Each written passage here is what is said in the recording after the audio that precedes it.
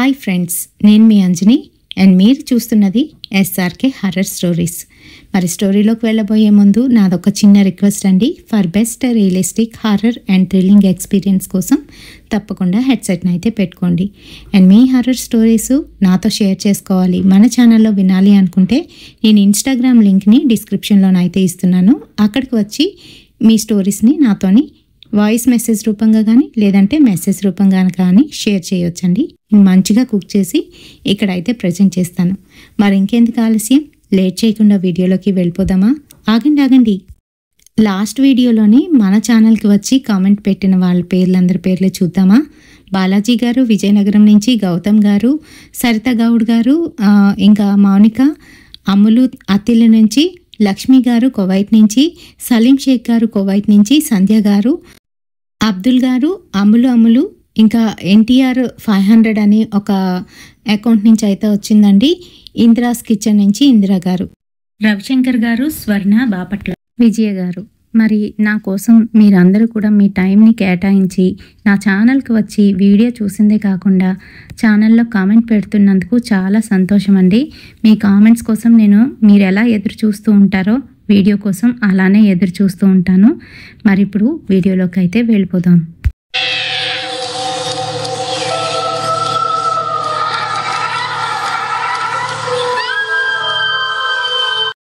ఈ స్టోరీ నాకు ప్రియ గారు అయితే షేర్ చేశారండి. తన పేరు కూడా చెప్పొద్దన్నారు, అందుకే ప్రియ అనుకుందాము. అయితే వాళ్ళ హస్బెండ్ పోలీస్గాను ఫస్ట్ జాయిన్ అవ్వడమే పోస్టింగ్ తనకి ఒడిస్సాలోనైతే పడింది, అది కూడా కటక్లోని.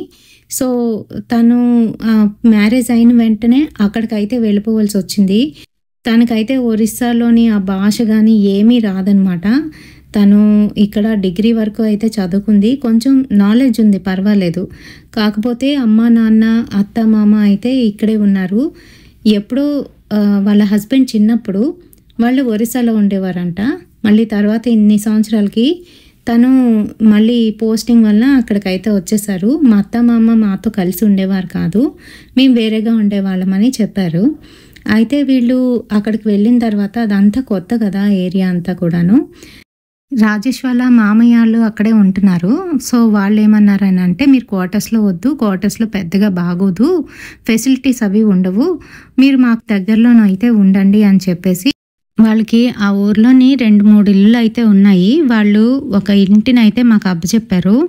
మా ఇద్దరికి ఆ ఇల్లు చాలా పెద్దది. ఇంత ఇల్లు మనకి ఎందుకు అంటున్నా కూడాను అద్దె లేకుండా ఇస్తున్నారు కదా అని చెప్పి మా వారు కూడా ఏమీ అనలేదు. పర్వాలేదులే, మావయ్య చాలా క్లోజ్ అని చెప్పారు.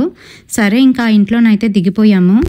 ఇంకా వాళ్ళ మావయ్య ఇంటి నుంచి ఈ ఇంటికి రావడానికి ఒక 2-3 వీధులు అయితే దాటవలసి ఉంటుంది. మరి దూరంగా ఉన్నాం కదా అని అంటే, పర్వాలేదులే మనకి ప్రైవసీ ఉంటుంది అని మా వారైతే అనేశారు, కొత్తగా పెళ్ళయిందని.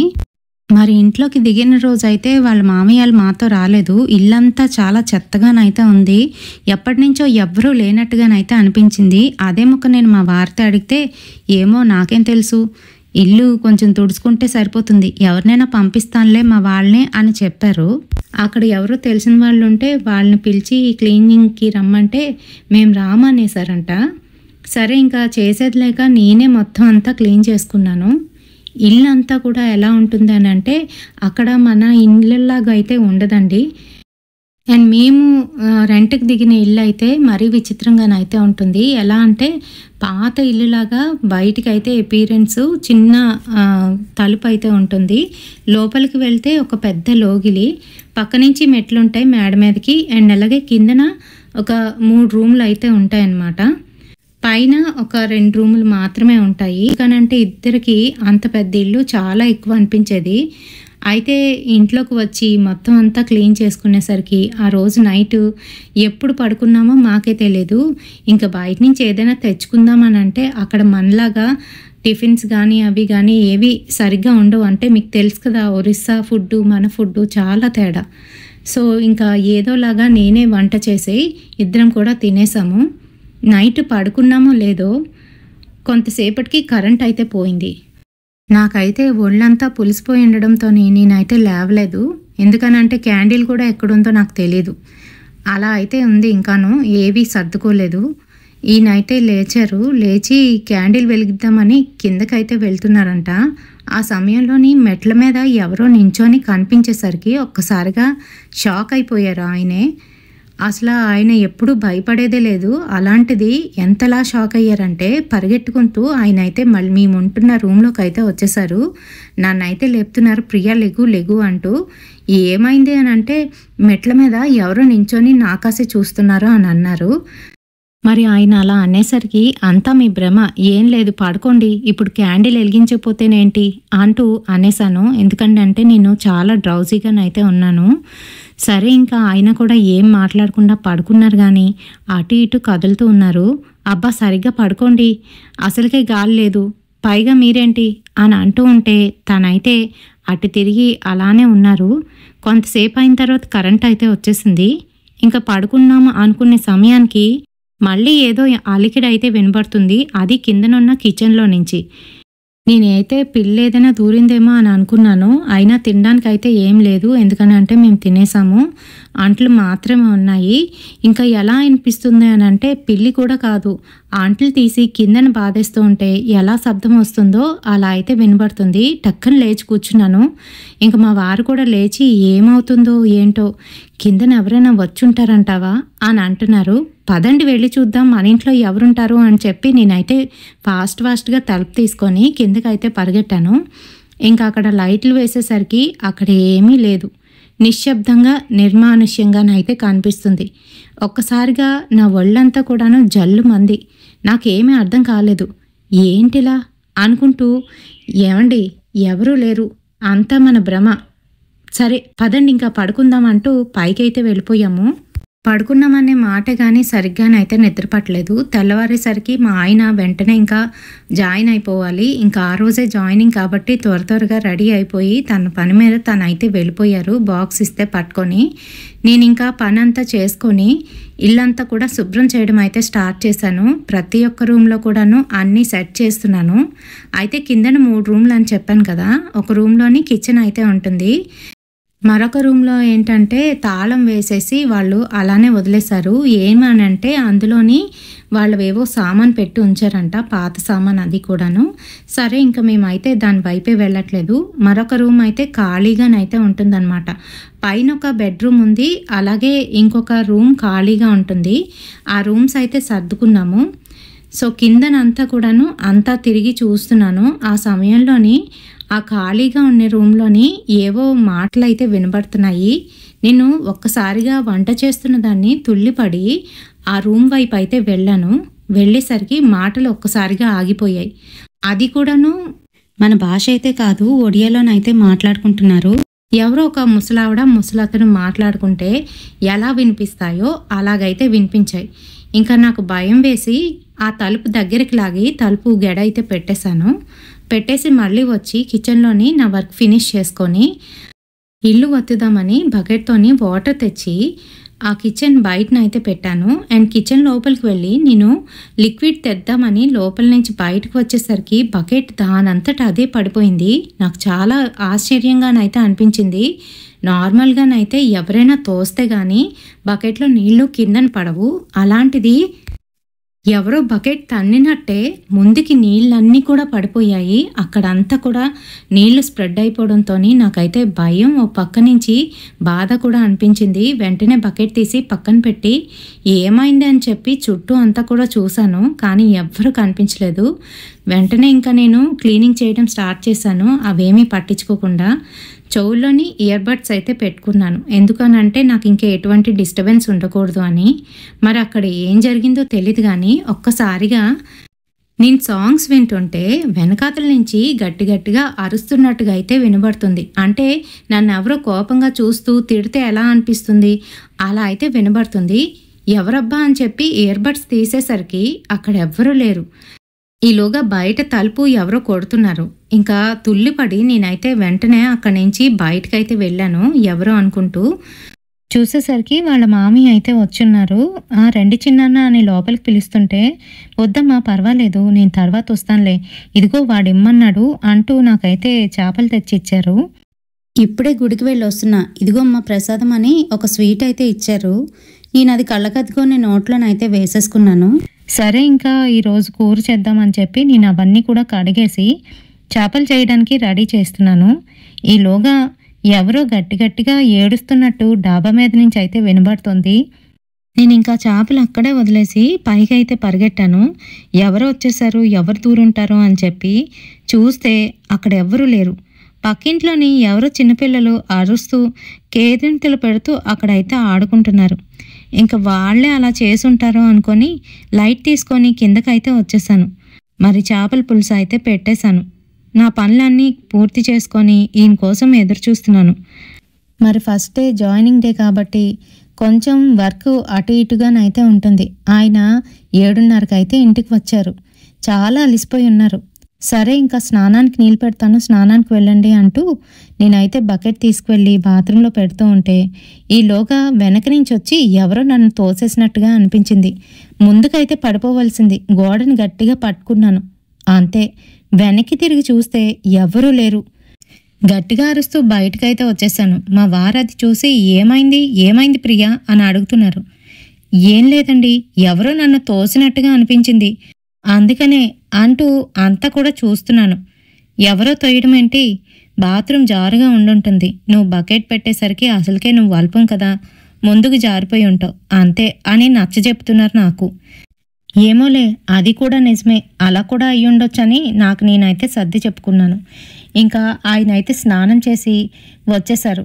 భోజనం పెట్టే అని అంటూ ఉంటే నేను వంటగదిలోకి వెళ్ళి చేపల కూర తెద్దామని ఓపెన్ చేసేసరికి చేపల కూర అంతా కూడాను నొరగ పట్టినట్టుగానైతే అయిపోయింది. ఇంకా ముక్క తీస్తుంటే ముక్క మొత్తం విరిగిపోతుంది. నాకేమీ అర్థం కాలేదు. ఆయనేమో భోజనం పెట్టు అని అరుస్తున్నారు.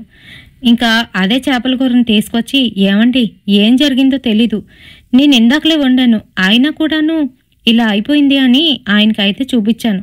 అంతే, ఆయనైతే చిరాకు పడుతూ ఇంకా పారే, ఎందుకు ఇది తీసుకొచ్చి నా ముందు పెట్టావు, ఏదో ఒకటి చేసి ఉండొచ్చు కదా, నాకు చాలా ఆకలేస్తుంది, పని చేసుకొని వచ్చాను, కనీసం ఎప్పుడు ఎలా పెట్టాలో అనేది కూడా నీకు మీ అమ్మాలో నేర్పలేదా అంటూ తిట్టడం మొదలుపెట్టారు.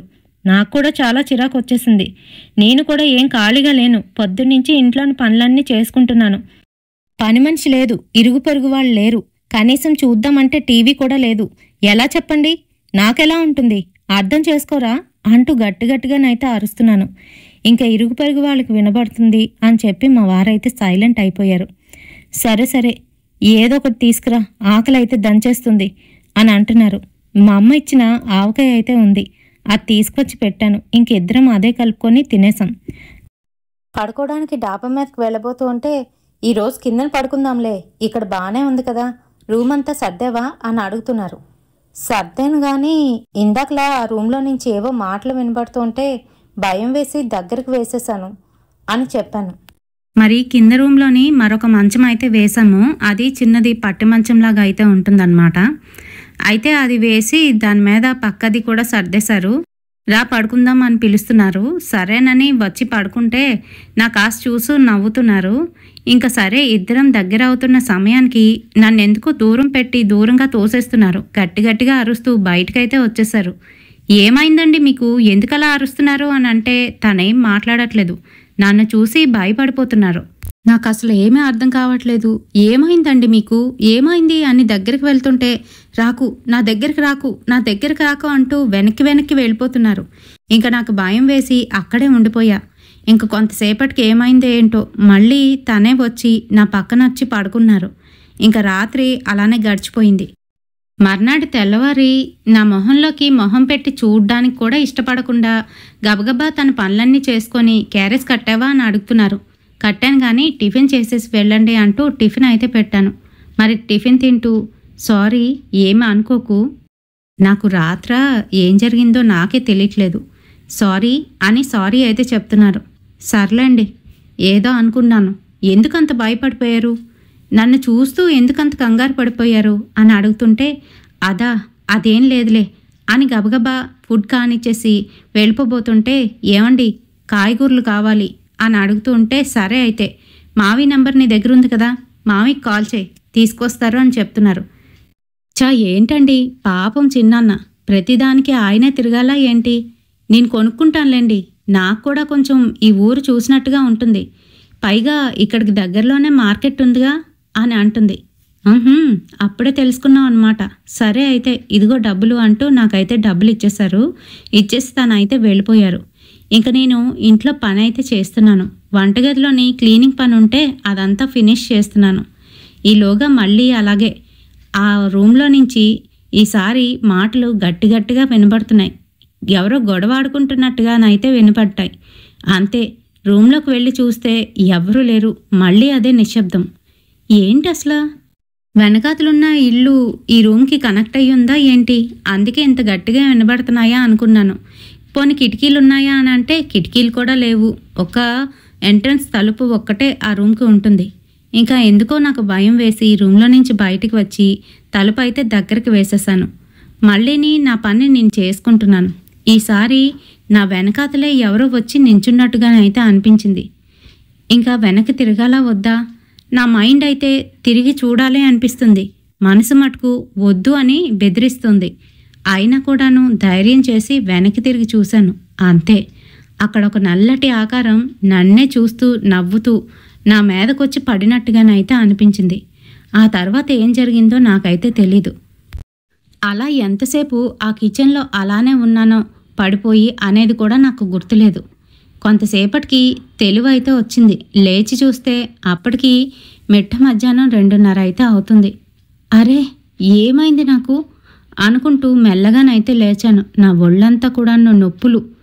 నాకైతే ఇంకా చాలా భయం వేస్తుంది. మా అమ్మకైతే ఫోన్ చేశాను. అమ్మా, ఇక్కడిలా ఉంది అని చెప్పాను. మా అమ్మేమో, ఎందుకు ప్రతిదానికి భయపడతావు, సింగిల్గా ఉన్నారు కదా, అందుకనే అలా అనిపిస్తుందేమో, పైగా ఇద్దరే ఉంటారు, అంత పెద్ద ఇల్లు అవసరమా అని అంటుంది మా అమ్మ. అదేనమ్మా, కానీ ఏం చేస్తాం, బాబాయ్ గారు చాలా మంచివారు, బాబాయ్ గారే ఇప్పించారు ఈ ఇల్లు అని అంటూ ఉండగా ఈలోగా మళ్ళీ మా డోర్ అయితే ఎవరో నాక్ చేస్తున్నారు. ఎవరది అంటూ బయటికైతే వెళ్ళాను. వెళ్ళేసరికి మళ్ళీ చిన్నాన్నే. అమ్మా, ఇదిగో గుడికి వెళ్ళాను, ప్రసాదం తీసుకో అంటూ మళ్ళీ ప్రసాదం అయితే ఇచ్చారు. సరే చిన్నాన్న అంటూ కళ్ళకద్దుకొని నోట్లోనైతే వేసేసుకున్నాను. ఇంకా చిన్నాన్న రండి, ఈరోజైనా కొంచెం ఏదైనా తాగి వెళుదురు అని అంటే, లేదమ్మా నాకు పని ఉంది, పర్వాలేదులే తర్వాత వస్తాను, ఏమైనా కావాలా అని అడుగుతున్నారు. లేదు చిన్నాన్న, ఇదిగో కాయగూరలకు వెళ్దాం అనుకుంటున్నాను అని చెప్పేశాను. ఎందుకు, నేను తీసుకొస్తానులే, నువ్వెందుకు బయటకు వెళ్ళడం అని అంటున్నారు.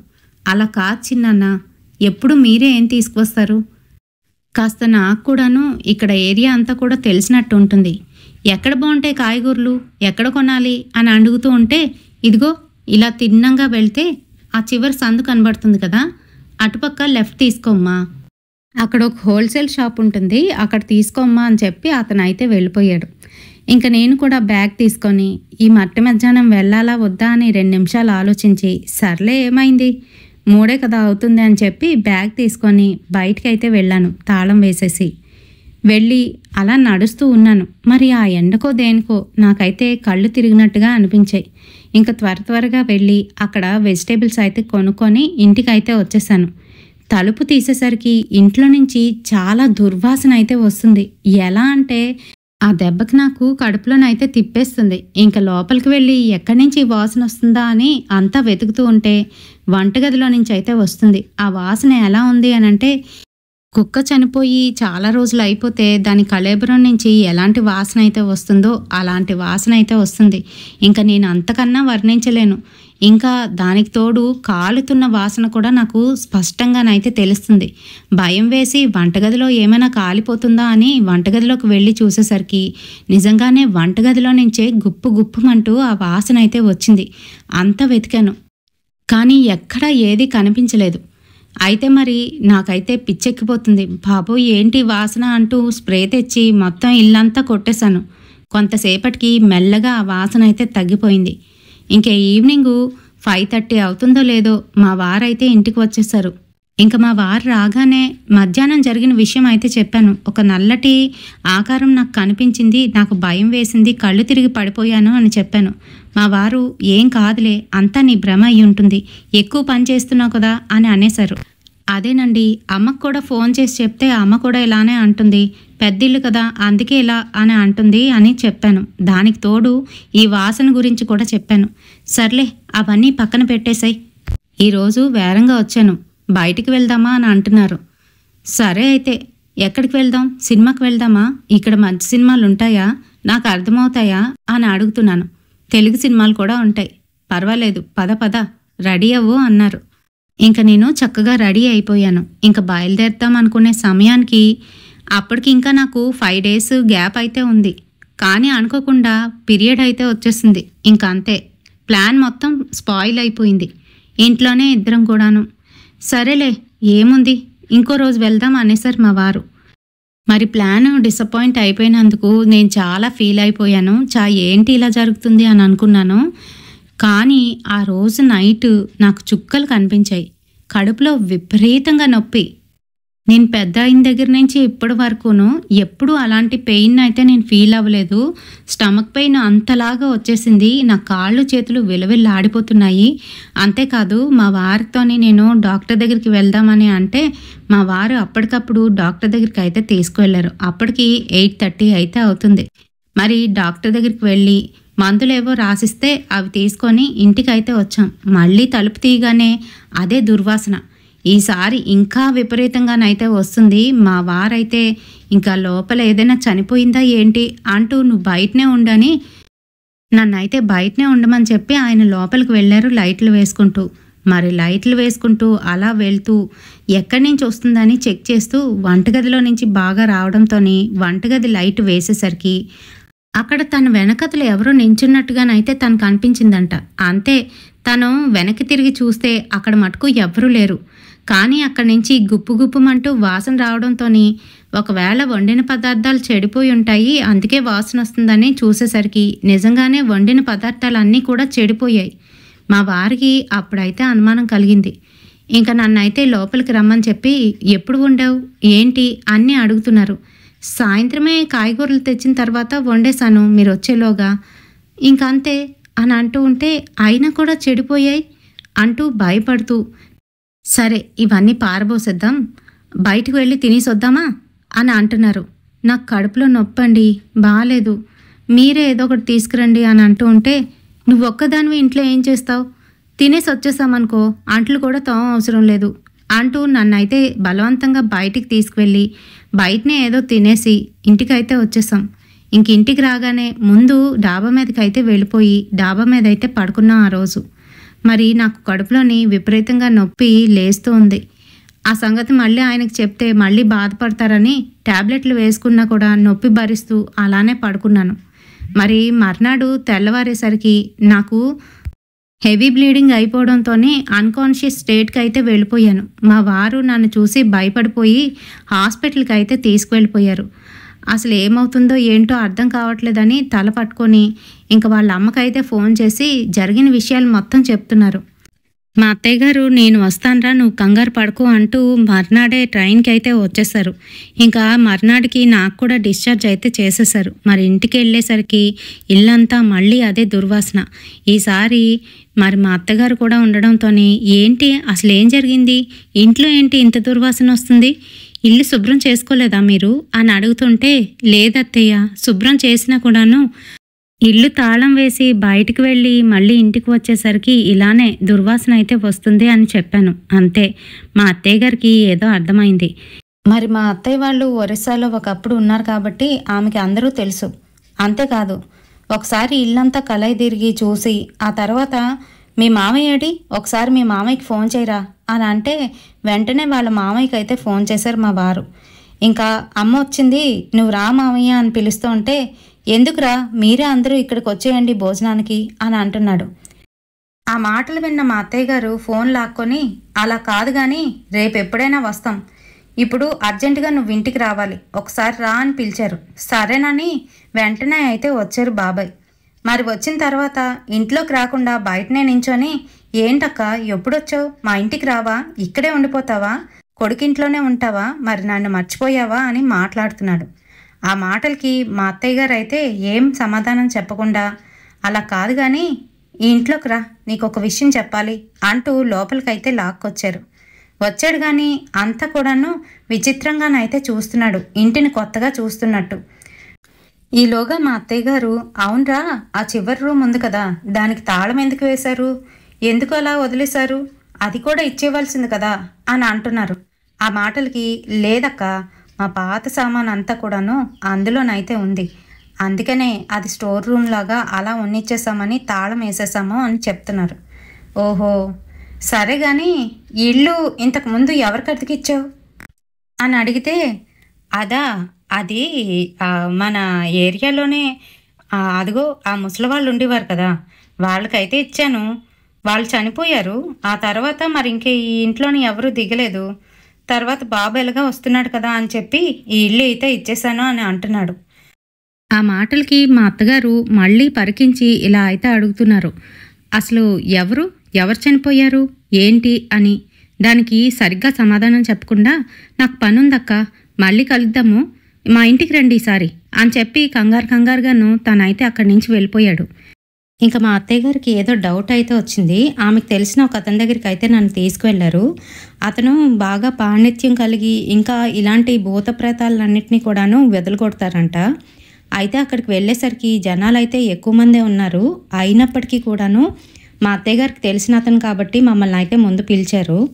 లోపలికి వెళ్తే అతను నాకు మొత్తంగా అంతా అడిగారు. అడిగిన తర్వాత నా జాతకం కూడా మొత్తం ఆయన వేయడం జరిగింది. అందులోని నాకు శని 12వ ఇంట్లో ఉండడం వల్ల నాకు అవి తెలుస్తాయి, కానీ నన్ను అవేమీ చేయలేవంట. నేనే వాటిని ఇంకా ఏదైనా చేసే అవకాశం ఉంది అని చెప్పారు. చాలా ధైర్యం ఈ అమ్మాయికి అని చెప్పారు. అలాగే మా వారి జాతకం కూడా అడిగారు. మరి అయితే ఆయన జాతకంలోని 8వ ఇంట్లోని అంగారకుడు ఉన్నాడంట, కాబట్టి వాళ్ళకి చాలా ఇబ్బంది పెడతాయి ఈ దెయ్యాలు అని చెప్పారు. అంతేకాదు మా ఇంట్లోని ఒక దెయ్యం కాదు 3 దెయ్యాలు ఉన్నాయని చెప్పారు. వాళ్ళు అలా చెప్పేసరికి నాకైతే భయం వేసింది. నాకు చాలా ఏడుపు బాధ కూడా వచ్చేసింది, ఎందుకు ఇలా జరుగుతుంది అని. అంతేకాదు అవి మా ఇద్దరిని కూడా కలవనివ్వకుండా కూడా చేస్తున్నాయని అతను అయితే చెప్పారనమాట. మరి అదే జరిగింది మా విషయంలోని. వచ్చి 4 రోజులు అవుతుంది కానీ ఇంట్లోని చాలా ఇబ్బంది పడ్డాము. మేమిద్దరం అసలు కలిసేలేము. ఊరికూరికినే ఆయన నా మీద చిరాకు పడడం అనేది జరిగింది. అది కూడా నేను ఆయనతోనైతే చెప్పాను. ఆ తర్వాత మా అత్తయ్య గారు ఆయనతో ఏదో మాట్లాడారు. మా ఇంటికి రావాలి అని చెప్పి ఆయనకైతే కొన్ని డబ్బులు కూడా ఇచ్చారు. మరి అతను ఇప్పుడు కాదు, పని అయిన తర్వాత తీసుకుంటాను అని చెప్పి ఆ రోజు ఈవినింగు మా ఇంటికి రావడానికి సిద్ధపడ్డారు. అంతేకాదు పూజా సామాగ్రి అన్నీ కూడా మేమే తెచ్చుకుంటాము, మీరేం తేనా అవసరం లేదు అని చెప్పేసి ఈవినింగు 6 అయ్యేటప్పటికి వాళ్ళు అయితే వచ్చారు. మరి ఆ టైంకి మా ఆయన గారు కూడా వచ్చారు. ఏంటిదంతా అని అడిగితే మా అత్తయ్య గారు సైగ చేస్తూ నోరు మూసుకో అని చెప్పారు. ఆ తర్వాత పక్కకు తీసుకెళ్ళి నేను విషయం మొత్తం చెప్పాను, ఇలా జరుగుతుందంట అని. అవునా అని ఆశ్చర్యంతో అలాగే ఉండిపోయారు. మరి అన్ని రూమ్స్లోకి వెళ్ళి వాళ్ళు తెచ్చిన ఏవో విభూది లాంటిది అంతా కూడా జల్లుతున్నారు. ఆ సమయంలోని మాకు వంటగదిలోని ఇంకా ఆ రూము తాళం వేసున్న రూమ్ దగ్గర దాని పక్క రూమ్లో కూడాను ఏవో నెగిటివ్ ఎంటిటీస్ ఉన్నాయి అని చెప్పి వీళ్ళైతే చెప్పడం జరిగింది. ఇంకా చుట్టుపక్కల వాళ్ళని కనుక్కోమని కూడా మా అత్తయ్య గారికి అయితే చెప్పారు. మరి మా అత్తయ్య గారు చుట్టుపక్కల వాళ్ళతో మాట్లాడారు.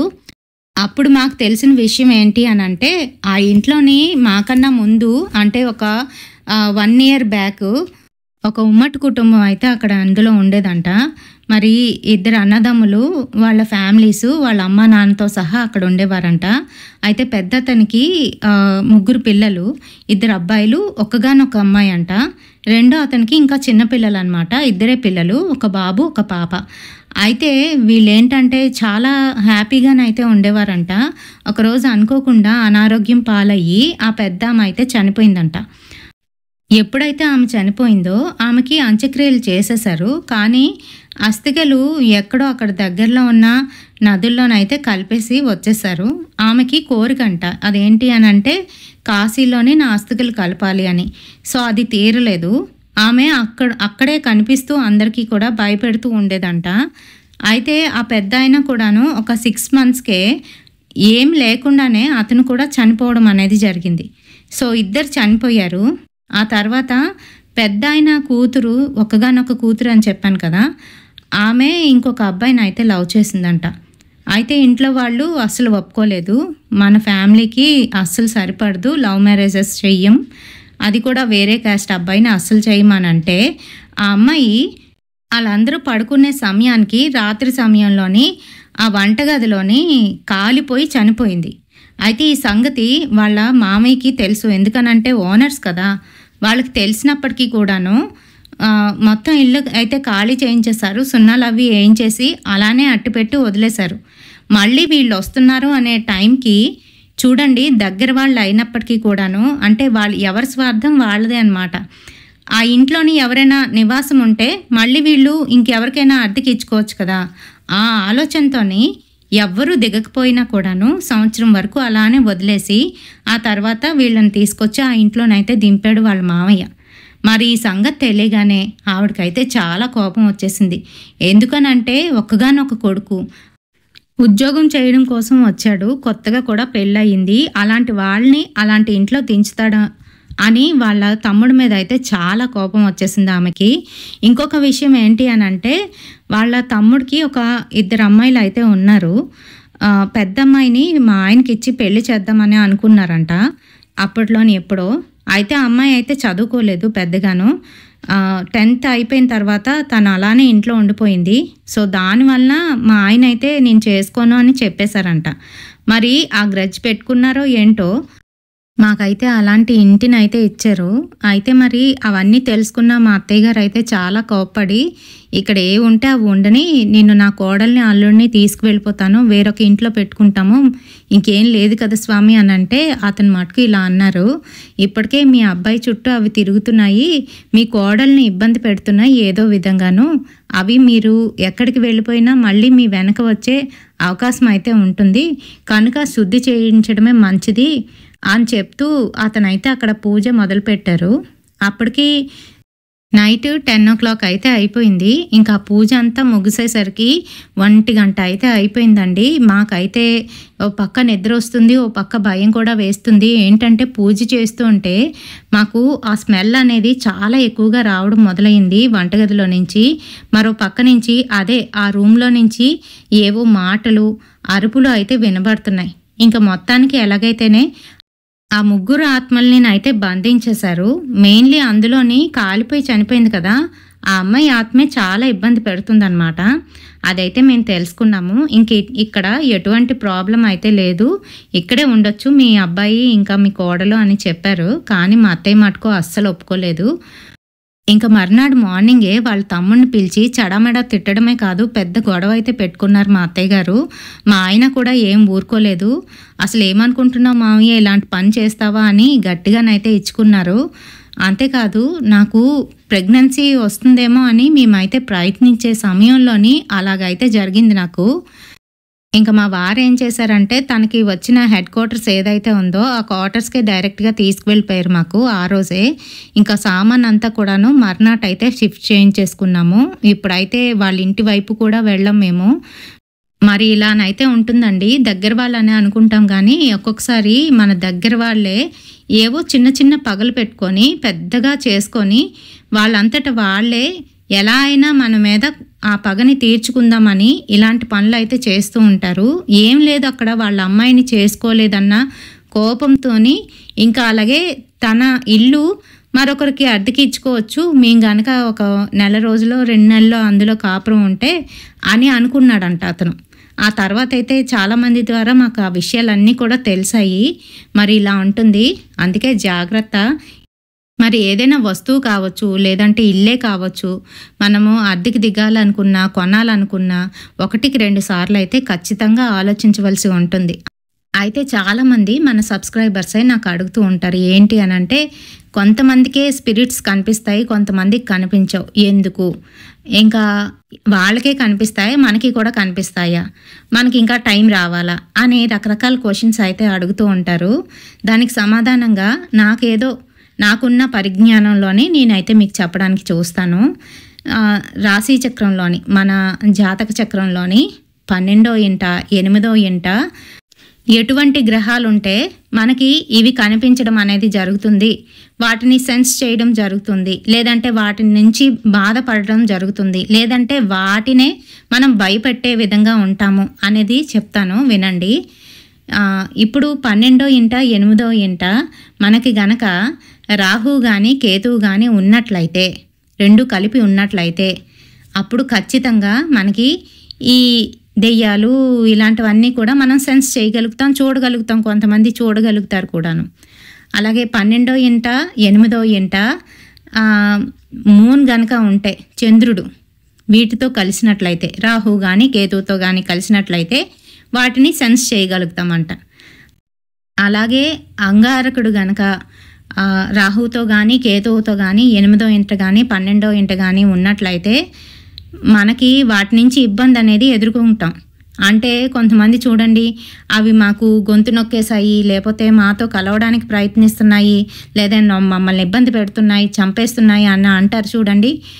అలా ఈ రాశి చక్రంలోని అంగారకుడు గనక రాహుతో కానీ కేతువుతో కానీ కలిసి ఉంటే 8వ స్థానంలో కానీ 12వ స్థానంలోని, అలా వాటితో మనం ఇబ్బంది పడతాం. అదే మనం వాటిని ఇబ్బంది పెట్టేటట్టు ఉన్నాము అని అంటే మనకి దైవబలం అనేది గట్టిగా ఉండాలి. అంటే అప్పుడు 12వ ఇంట్లోని మనకి శని గనక కలిసి ఉన్నట్లయితే మనం వాటిని ఇబ్బంది పెట్టే విధంగానైతే ఉంటాం అన్నమాట. అంటే దైవంతో వాటిని ఎదిరించే విధంగానైతే మనం తయారవుతాం. అయితే ఇందులో మళ్ళీ ఇంకొక కాంబో ఆఫర్ కూడా ఉంది. అదేంటి అనుకుంటున్నారా? ఎవరికైతే ఇలాగా ఎక్కువగా పారానార్మల్ యాక్టివిటీస్ బాగా తెలుస్తూ ఉంటాయో వాళ్ళ దగ్గర కనుక మనం ఉన్నట్లయితే, వాళ్ళకి బాగా తీవ్రంగా ఉన్నాయనుకోండి, మనం వాళ్ళ పక్కన ఉన్నట్లయితే మనం కూడా అవి అనుభవిస్తాం. అంటే వాటి చేతే ఇబ్బంది పడడం కానీ, లేదంటే ఏదో రకంగా మనం కూడా వాటిని ఫీల్ అవ్వగలుగుతాం అన్నమాట. సో అది రీజను. కొంతమందికే కనిపించడానికి, కొంతమందికి కనిపించకపోవడానికి రీజన్స్ ఇవే. ఇంకోటి ఏంటంటే దైవబలం కనుక గట్టిగా ఉన్నట్లయితే ఎవ్వరూ ఏం చేయలేరు, గుర్తుపెట్టుకోండి. మరి అందరూ కూడా బాగుండాలి, అందులో మనం ఉండాలి. సో మన ఛానల్ చూస్తున్న వాళ్ళందరికీ కూడాను పేరు పేరున ధన్యవాదాలు అయితే తెలియజేసుకుంటున్నాను. మీరు ఎక్కడి నుంచి చూస్తున్నారు అనేది కామెంట్ సెక్షన్లో కామెంట్ చేయండి. మీ పేరుతో సహా నేనైతే ప్రతిరోజు వీడియోలోని చెప్తాను. మరి ఎంతేనండి, నచ్చితే తప్పకుండా ఒక లైక్ అయితే వేయండి, షేర్ చేయండి మీ ఫ్రెండ్స్ అండ్ ఫ్యామిలీ మెంబర్స్తో. రేపటి సరికొత్త హర్రర్ ఇన్సిడెంట్తోని మళ్ళీ మీ ముందుకైతే వచ్చేస్తాను. Until then bye. అండ్ లాస్ట్గా మర్చిపోయానండి, లాస్ట్ వీడియోకి నాకు ఒకరు కామెంట్ చేశారు. అదేంటి అని అంటే, సిస్టర్ మ్యూజిక్ అది యాడ్ చేయకండి, మ్యూజిక్ వల్ల చాలా డిస్టర్బెన్స్డ్గా అయితే ఉంటుంది, సరిగ్గా స్టోరీ మీద కాన్సన్ట్రేషన్ ఉండట్లేదు అని అన్నారు. సో అందుకని ఈ స్టోరీకి మ్యూజిక్ అయితే యాడ్ చేయలేదు. మరి ఎలా ఉంది అనేది కామెంట్ సెక్షన్లో కామెంట్ చేయండి. ఉంటానండి, రేపటి వీడియోతో మళ్ళీ కలుద్దాం. Until then bye.